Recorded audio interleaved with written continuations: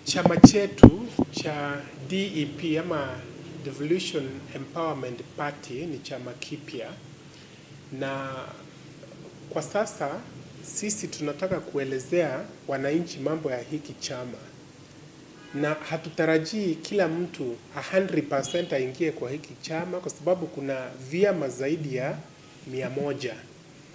Lakini sisi kama viongozi tutaendelea kuelezea sera zetu bila kujaribu kuingilia zile vyama zingine, na ile tunahitaji ni heshima, kwa sababu kwa muda mrefu tumekuwa tukipea viongozi wengine nafasi yao. Kama yule kiongozi wa kule Ukambani, Gavana Mutwa, yeye ameheshimiwa, amekuwa na chama yake hapa Meru, hata iko na MCAs kwa bunge la Meru.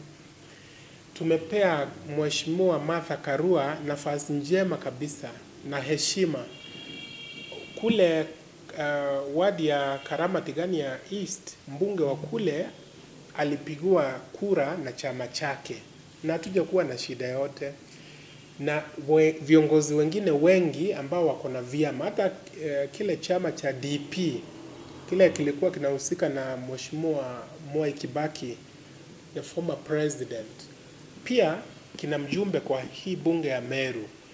Kwa hivyo hata sisi kama viongozi tukiwa na Gavana Karithi na viongozi wengine, tukiwa na chama chetu ambacho kina theme ya devolution, kinaitwa DEP, Devolution Empowerment Party, tungependa kuwe na nafasi.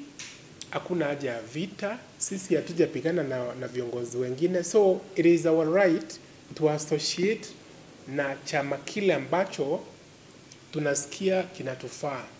Na tumekuwa tukihimiza mara nyingi ya kwamba zile kazi kiongozi anaendelea kufanya kule mashinani, kiongozi yote ndio zinapaswa kumtetea, kwa sababu hata ukienda kwa chama ambacho kinaitwa hard work, kama wewe ni lazy hautaweza kubadilika.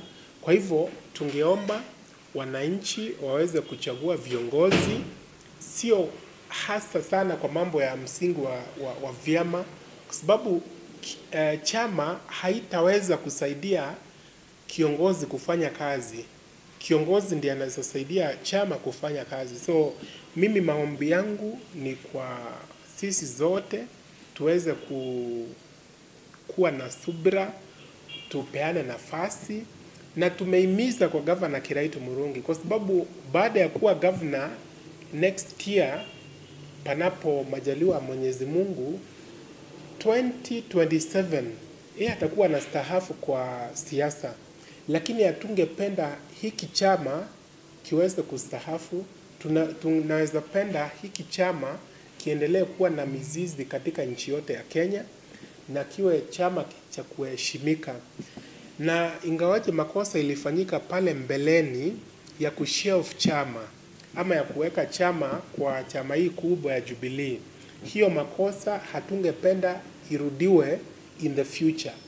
Tunaweza kubaliana na wale viongozi wanasema tukuwe na own identity, because if Alfred Mutua, if Kaluki Ngilu, if the late tip leader yule alikuwa anaitwa Kalembe Ndile, if Wetangula, if Mundavadi, if all those other leaders can have their own political parties, nothing should stop the people from this region or any other people from having their own political party, as long as there is democracy.